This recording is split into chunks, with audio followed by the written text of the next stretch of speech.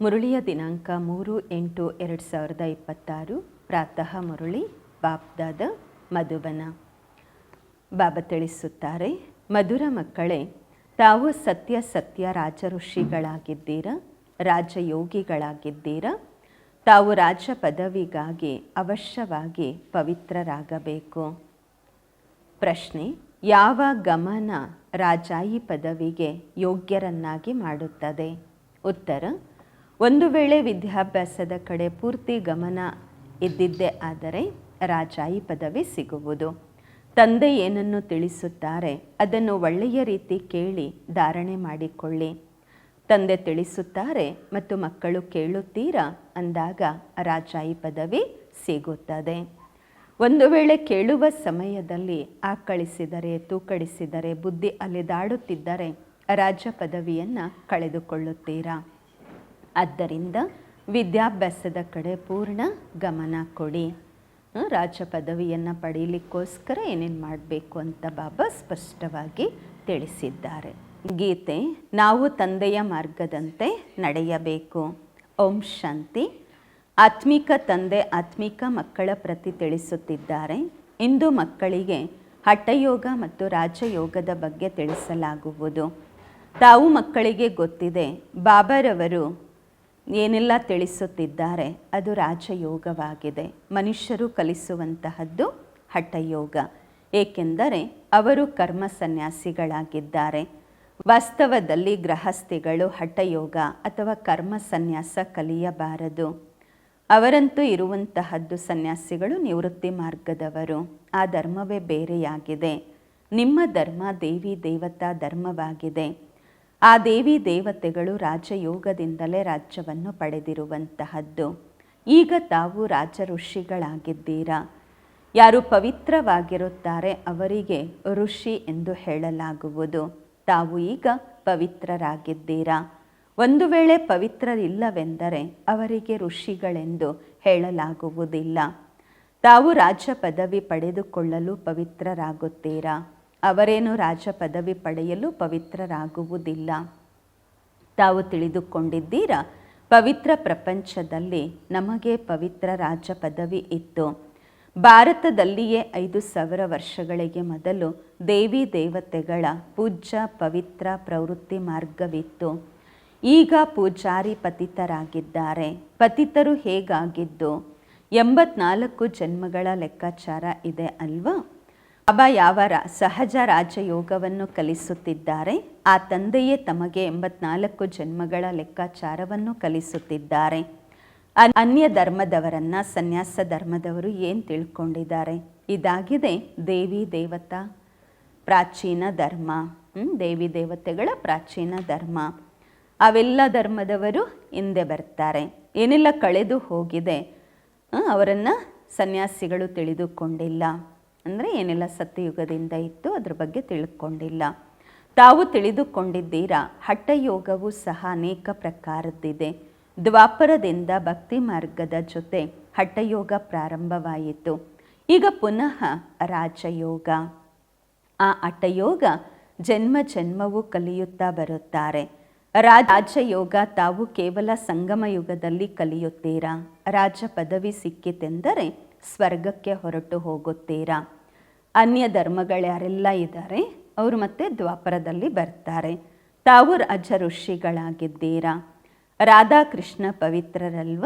ಶ್ರೀಕೃಷ್ಣನಿಗೆ ಮಹಾತ್ಮ ಎಂದು ಹೇಳಲಾಗುವುದು. ಮಹಾತ್ಮರು ಪವಿತ್ರವಾಗಿರುತ್ತಾರೆ. ತಾವು ಸಹ ಈಗ ಮಹಾತ್ಮರು ಅಥವಾ ರಾಜ ಋಷಿಗಳಾಗಿದ್ದೀರಾ.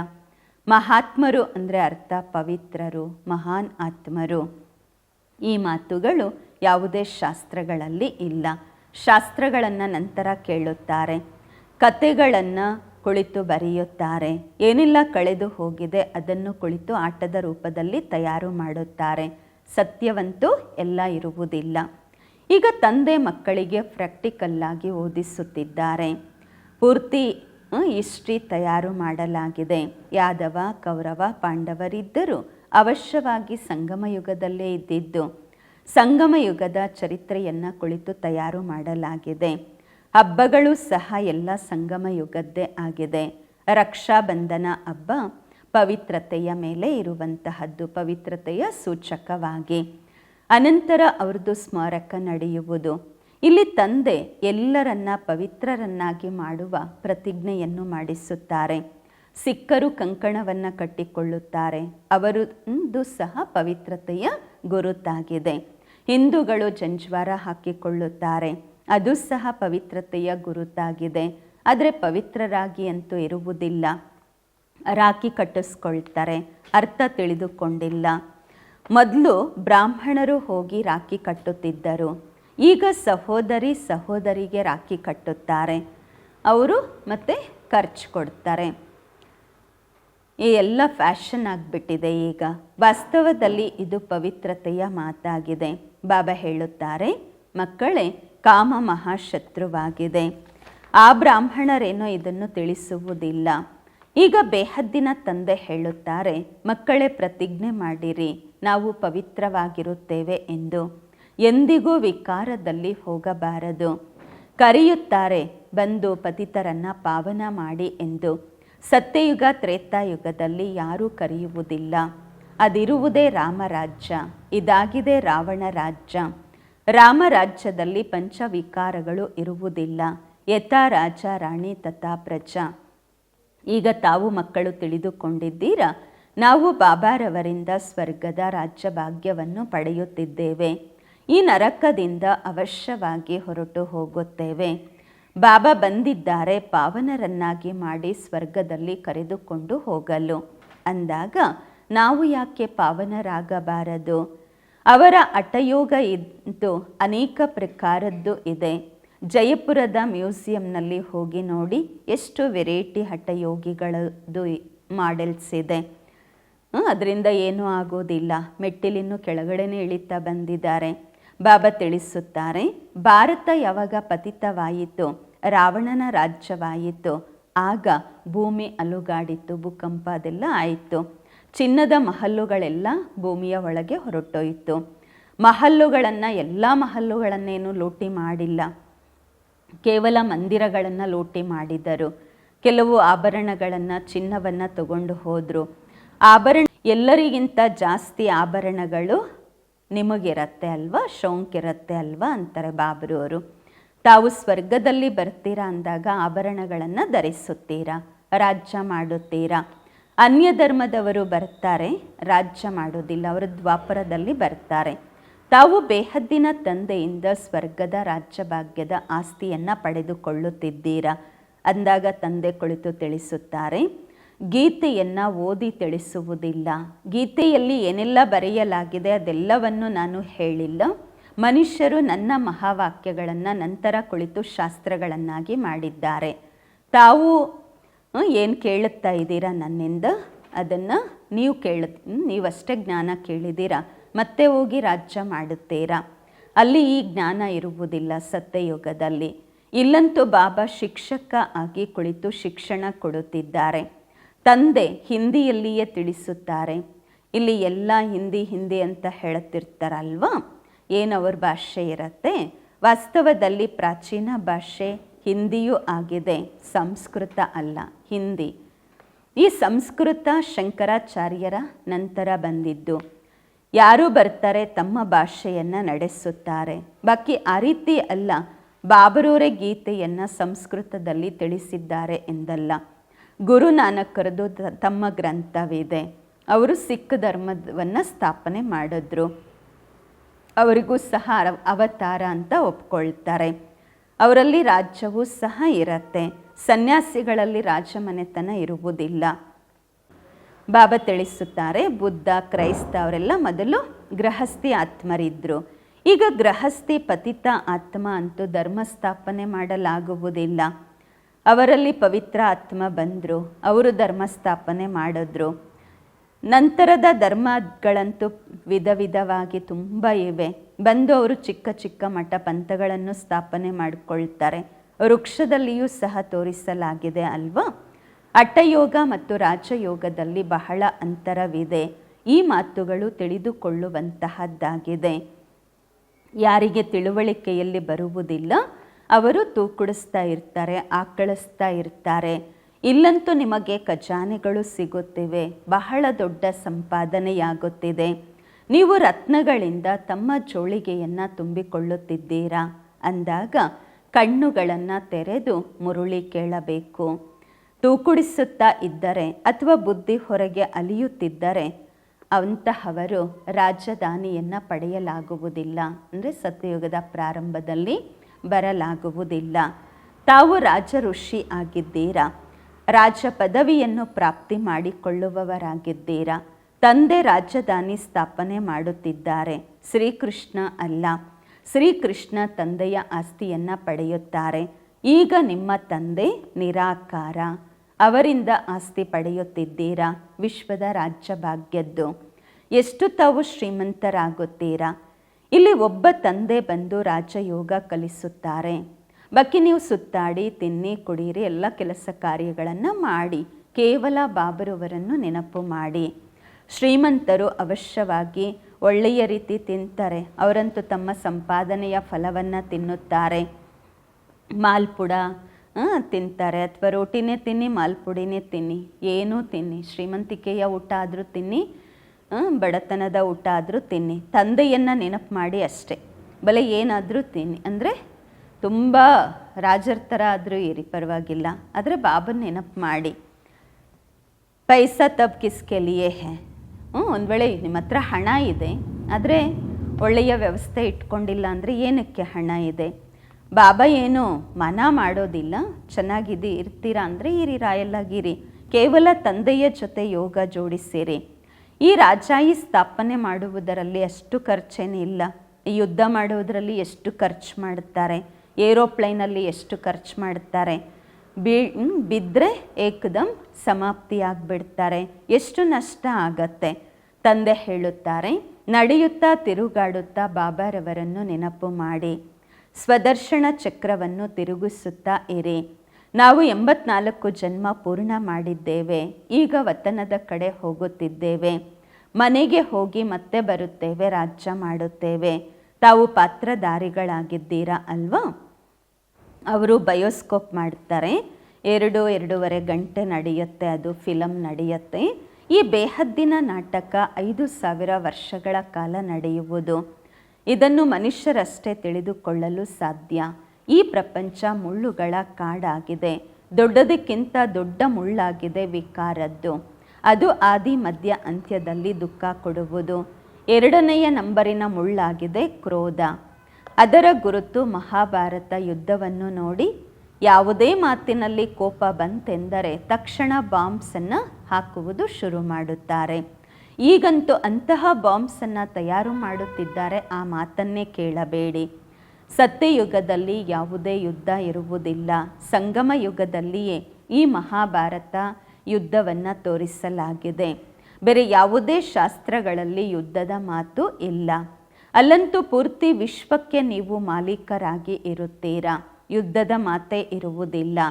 ಶಾಸ್ತ್ರಗಳಲ್ಲಿ ಅಸುರರು ಮತ್ತು ದೇವತೆಗಳ ಯುದ್ಧವನ್ನು ತೋರಿಸಿದ್ದಾರೆ, ಆದರೆ ದೇವತೆಗಳು ಅಹಿಂಸಕರು. ತಾವು ಯೋಗ ಬಲದಿಂದ ವಿಶ್ವಕ್ಕೆ ಮಾಲೀಕರಾಗುತ್ತೀರಾ. ಇರುವಂಥದ್ದು ಶಾಂತಿಯ ಶಕ್ತಿ, ಇದರಲ್ಲಿ ತಾವು ಏನು ಹೇಳುವ ಅವಶ್ಯಕತೆ ಇಲ್ಲ. ನೆನಪಿನ ಬಲದಿಂದ ತಾವು ಬಾಬಾರವರಿಂದ ವಿಶ್ವದ ರಾಜ್ಯ ಭಾಗ್ಯವನ್ನು ಪಡೆದುಕೊಳ್ಳುತ್ತೀರಾ. ವ್ಯತ್ಯಾಸ ನೋಡಿ ಎಷ್ಟಿದೆ. ಸೈನ್ಸ್ ಬಲದಿಂದ ವಿನಾಶವಾಗುವುದು, ಅದೇ ಸೈನ್ಸಿಂದ ಸತ್ಯಯುಗದಲ್ಲಿ ಸುಖವನ್ನು ನೋಡುತ್ತೀರಾ. ಸೈನ್ಸಿಂದ ಇನ್ವೆನ್ಷನ್ ಮಾಡಲಾಗುವುದು, ಸುಖಕ್ಕೋಸ್ಕರ ಮಾಡ್ತಾರೆ ಅಲ್ವಾ. ಅವರು ಸಹ ಬಂದು ಜ್ಞಾನ ಪಡೆದುಕೊಳ್ಳುತ್ತಾರೆ. ಪ್ರದರ್ಶನಿಯಲ್ಲಿ ಎಲ್ಲರೂ ಬರುತ್ತಾರೆ, ಮುಂದೆ ಹೋಗುತ್ತಾ ಎಲ್ಲರೂ ಬಂದು ಈ ಜ್ಞಾನವನ್ನು ಪಡೆದುಕೊಳ್ಳುತ್ತಾರೆ. ನಿಮ್ಮ ಈ ಒಂದು ಶಾಂತಿಯ ಬಲದ ಕೂಗು 4 ಕಡೆ ಹರಡುವುದು. ತಾವು ಪ್ರಶ್ನೆ ಕೇಳುತ್ತೀರಾ, ಗೀತೆಯ ಭಗವಂತ ಯಾರು ಎಂದು. ಅಂತಹ ಪ್ರಶ್ನೆ ಯಾರೂ ಕೇಳಲು ಸಾಧ್ಯವಿಲ್ಲ. ಎಲ್ಲಿ ಈ ಪ್ರಶ್ನೆ ಬರೆಯಲಾಗಿರುತ್ತೆ ಅವರ ಜೊತೆ ಚಿತ್ರವನ್ನು ಕೊಡಿ. ಈ ಪ್ರಶ್ನೆಗೆ ಉತ್ತರವಾಗಿ ಚಿತ್ರವನ್ನು ಕೊಡಿ.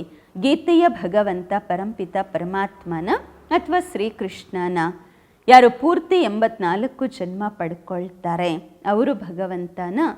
ಪತಿತರಿಂದ ಪಾವನ ಮಾಡುವಂತಹವರು ಭಗವಂತನ. ಪತಿತರಿಂದ ಪಾವನರನ್ನಾಗಿ ಮಾಡುವಂತಹವರು ಒಬ್ಬ ಶಿವ ತಂದೆಯಾಗಿದ್ದಾರೆ. ಶ್ರೀಕೃಷ್ಣನ ಆತ್ಮ ಅಂತೂ 84 ಜನ್ಮ ಪಡೆದು ಕಪ್ಪಾಗ್ಬಿಟ್ಟಿದ್ದಾರೆ. ಅವರಿಗೆ ಕುಳಿತು ತಿಳಿಸ್ಕೊಡುತ್ತಾರೆ ಶುಭಾಬ್ರವರು, ನೀವೇ 84 ಜನ್ಮ ಪಡೆದಿದ್ದೀರಾ ಎಂದು. ನೀವು ನಿಮ್ಮ ಜನ್ಮಗಳನ್ನು ತಿಳಿದುಕೊಂಡಿರಲಿಲ್ಲ. ಪಾತ್ರಧಾರಿಗಳಿಗೆ ಗೊತ್ತಾಗಬೇಕು ಅಲ್ವಾ ನಾವು 84 ಜನ್ಮ ಹೇಗೆ ಪಡೆಯುತ್ತೇವೆಂದು. ಸನ್ಯಾಸಿಗಳ ಧರ್ಮವೇ ಬೇರೆಯಾಗಿದೆ. ಭಾರತವಾಸಿಗಳು ತಮ್ಮ ಧರ್ಮದ ಬಗ್ಗೆ ತಿಳಿದುಕೊಳ್ಳದಿರುವ ಕಾರಣದಿಂದಾಗಿ ಅನ್ಯ ಧರ್ಮಗಳಲ್ಲಿ ಹೊರಟು ಹೋಗಿದ್ದಾರೆ. ಯಾವುದೋ ಗುರುವಿನ ಆಶೀರ್ವಾದದಿಂದ ಯಾರಿಗಾದರೂ ಹಣ ಸಿಕ್ಕಿತೆಂದರೆ ಅವರ ಹಿಂದೆಯೇ ಅನುಯಾಯಿಗಳಾಗುತ್ತಾರೆ. ಮತ್ತು ದಿವಾಳಿ ಆದರೆಂದರೆ ಹೇಳ್ತಾರೆ ಭಗವಂತನ ಇಚ್ಛೆ ಅಂತ ಹೇಳಿ, ಭಗವಂತನ ವಿಧಿಯ ಆಟ ಅಂತ ಹೇಳ್ತಾರೆ. ಮಕ್ಕಳು ಸಿಕ್ಕಿದ್ರೆ ತುಂಬ ಖುಷಿಯಾಗ್ತಾರೆ. ಸರಿ 12 ದಿನಗಳ ನಂತರ ಒಂದು ವೇಳೆ ಮಗು ಶರೀರ ಬಿಡ್ತು ಅಂದರೆ ಹೇಳ್ತಾರೆ ಇದೆಲ್ಲ ಪರಮಾತ್ಮನ ಆಟ, ಈಶ್ವರನ ವಿಧಿ ಅಂತ ಹೇಳ್ತಾರೆ. ಇವರನ್ನು ಬದುಕಿಸುವುದು ನಮ್ಮ ಕೈಯಲ್ಲಿ ಇಲ್ಲ. ಬಾಬಾ ಅಂತೂ ಬಹಳ ಈ ರೀತಿ ಉದಾಹರಣೆಗಳನ್ನು ನೋಡಿದ್ದಾರೆ. ಅಂತಹವರು ಬಹಳ ಜನ ಇರ್ತಾರೆ. ಇಲ್ಲಂತೂ ಬಾಬಾ ಕುಳಿತಿದ್ದಾರೆ. ತಂದೆ ಮಕ್ಕಳಿಗೆ ತಿಳಿಸುತ್ತಾರೆ, ಮಧುರಾತಿ ಮಧುರ ಮಕ್ಕಳೇ ಪಾವನರಾಗಿರಿ. ನೆನಪಿದೆಯಾ? ಯಾವಾಗ ಮಹಾಭಾರತ ಯುದ್ಧವಾಯಿತು ಆಗ ದ್ರೌಪದಿ ಕರೆದಿದ್ದರು, ಬಾಬಾ ನಮ್ಮನ್ನು ಈ ಶತ್ರುಗಳಿಂದ ಬಚಾವ್ ಮಾಡಿ ರಕ್ಷಿಸಿ ಇವರಿಂದ ಅಂತ ಹೇಳಿ ಕರೆದ್ರು. ಕೇವಲ ಒಬ್ಬ ದ್ರೌಪದಿಯ ಮಾತಿಲ್ಲ, ಪೂರ್ತಿ ವಿಶ್ವದಲ್ಲಿರುವ ಎಲ್ಲ ಆತ್ಮರೂಪಿ ದ್ರೌಪದಿಯರು ಭಗವಂತನನ್ನು ಕರೆಯುತ್ತಿದ್ದಾರೆ. ಇದು 5000 ವರ್ಷಗಳ ಮಾತಾಗಿದೆ. ಈ ಅಬಲೆಯರ ಮೇಲೆ ಅತ್ಯಾಚಾರ ಈ ವಿಕಾರಕ್ಕಾಗಿ ಆಗತ್ತೆ. ಬಾಬಾ ಹೇಳ್ತಾರೆ ವಿಕಾರಕ್ಕೋಸ್ಕರ ಎಷ್ಟು ಅತ್ಯಾಚಾರ ಮಾಡ್ತಾರೆ. ಕೆಲವರಂತೂ ಸ್ತ್ರೀಯರು ಸಹ ಆ ರೀತಿ ಇರ್ತಾರೆ. ವಿಕಾರವೆಂಬ ವಿಷವಿಲ್ಲದೆ ಇರೋದೇ ಇಲ್ಲ. ಅವರಿಗೆ ಹೆಸರು ಇಡಲಾಗಿದೆ ಶೂರ್ಪನಖ, ಪೂತನ, ಇನ್ನೂ ಅನೇಕ. ಯಾರು ವಿಷಕ್ಕೋಸ್ಕರ ಬೇಜಾರು ಮಾಡ್ತಾರೆ ಅವರು ಕಂಸ, ಜರಾಸಂಧ, ಶಿಶುಪಾಲ, ಇವರೆಲ್ಲರೂ ವಿನಾಶವನ್ನು ಹೊಂದುತ್ತಾರೆ. ಈ ಸಮಯ ಇರುವುದೇ ಅಸುರಿ ಪ್ರಪಂಚ, ರಾವಣನ ರಾಜ್ಯ. ನಂತರ ಆಗತ್ತೆ ಈಶ್ವರೀಯ ರಾಜ್ಯ. ಈ ಪೂರ್ತಿ ಚಕ್ರವನ್ನು ತಾವು ತಿಳಿದುಕೊಂಡಿದ್ದೀರಾ, ಹೇಗೆ 84 ಜನ್ಮ ಪಡೆದುಕೊಳ್ಳುವುದೆಂದು. ಯಾವಾಗ ವಿಕಾರದಲ್ಲಿ ಹೋಗುತ್ತಾರೆ ಆಗ ಇದೆಲ್ಲವನ್ನು ಮರೆಯುತ್ತಾರೆ. ವಿಕಾರದಲ್ಲಿ ಹೋಗುವಂತಹವರ ಮುಖವೇ ಬೆಳ್ಳಗಾಗ್ಬಿಡತ್ತೆ, ಪೀಲ ಆಗಿಬಿಡತ್ತೆ ಅಂತಾರೆ ಬಾಬಾ. ಹಳದಿ ಆಗಿಬಿಡತ್ತೆ ಅಂದರೆ ಬಿಡಿಸ್ಕೊಂಡ್ಬಿಡತ್ತೆ. ಸ್ವಯಂ ತಿಳಿದುಕೊಳ್ಳುತ್ತಾರೆ, ಅಯ್ಯೋ ನಾವೇನು ಮಾಡಿಬಿಟ್ವಿ. ಬಾಬಾ ಹೇಳುತ್ತಾರೆ, ಮಕ್ಕಳೇ ಈ ವಿಷ ಎಂಬ ಗಟ್ಟರಲ್ಲಿ ಹೋಗಬೇಡಿ. ಇದು ನಿಮಗೆ ಆದಿ ಮಧ್ಯ ಅಂತ್ಯದಲ್ಲಿ ದುಃಖ ಕೊಡುವಂತಹದ್ದಾಗಿದೆ. ಇದರಲ್ಲಿ ಬೀಳಬೇಡಿ. ಪ್ರತಿಜ್ಞೆ ಮಾಡಿ, ನಾವು ವಿಕಾರದಲ್ಲಿ ಎಂದಿಗೂ ಹೋಗುವುದಿಲ್ಲ ಎಂದು. ಭಗವಾನ ವಾಚ್ಯವಾಗಿದೆ, ಕಾಮ ಮಹಾಶತ್ರು. ಪ್ರತಿಯೊಂದು ಚಿತ್ರದಲ್ಲಿ ಮೊದಲು ಇದನ್ನು ಬರೆಯಿರಿ. ಜ್ಞಾನಸಾಗರ, ಪತಿತ ಪಾವನ, ಗೀತಾ ಜ್ಞಾನದಾತ, ಶಿವ ಭಗವಾನು ವಾಚ. ಮತ್ತು ಶ್ರೀಕೃಷ್ಣನ ಹೆಸರನ್ನೇ ಆರಿಸ್ಬಿಟ್ಟಿದ್ದಾರೆ. ನಮಗೆ ಗೀತೆಯ ಭಗವಂತ ಕುಳಿತು ಈ ಜ್ಞಾನವನ್ನು ತಿಳಿಸುತ್ತಿದ್ದಾರೆ. ಅವರೇ ನಮಗೆ ಜ್ಞಾನ ಕೊಡುತ್ತಿದ್ದಾರೆ. ಅವರಿಂದ ನಾವು ಜ್ಞಾನ ಪಡ್ಕೊಳ್ತಾ ಇದ್ದೀವಿ. ಬಾಬಾ ಏನು ಹೇಳುತ್ತಿದ್ದಾರೆ ಅದನ್ನು ಕೇಳುತ್ತಿದ್ದೇವೆ. ಭಗವಂತ ಬಂದು ಹೊಸ ಪ್ರಪಂಚದ ಸ್ಥಾಪನೆ ಮಾಡುತ್ತಿದ್ದಾರೆ. ಹಳೆಯ ಪ್ರಪಂಚದ ವಿನಾಶವಾಗುವುದು. ರುದ್ರಜ್ಞಾನ ಯಜ್ಞ ಅಲ್ವಾ? ಅಸಲ್ನಲ್ಲಿ ಶಿವ ತಂದೆ ರುದ್ರ ಬಾಬಾ ಎಂದು ಹೇಳುವುದಿಲ್ಲ. ಬಾಂಬೆಯಲ್ಲಿ ಬಾಬೂರಿನಾಥನ ಮಂದಿರವಿದೆ. ಈಗ ಬಬೂಲ್ ಅಂತ ಹೇಳಲಾಗತ್ತೆ ಮುಳ್ಳುಗಳಿಗೆ. ಬಾಬೂರಿನಾಥ ಹೆಸರು ಯಾಕೆ ಇಟ್ಟಿದ್ದಾರೆ ಇದು ಯಾರಿಗೂ ಗೊತ್ತಿಲ್ಲ. ಚಿತ್ರವಂತೂ ಶುಭಾಬ್ರವ್ರದ್ದೇ ಇದೆ. ಬಾಕಿ ಅನೇಕ ಹೆಸರುಗಳನ್ನು ಇಟ್ಟಿದ್ದಾರೆ. ಶಿವತಂದೆಯೇ ಬಂದು ಮುಳ್ಳುಗಳ ಕಾಡನ್ನು ಹೂಗಳ ತೋಟವನ್ನಾಗಿ ಮಾಡುತ್ತಾರೆ.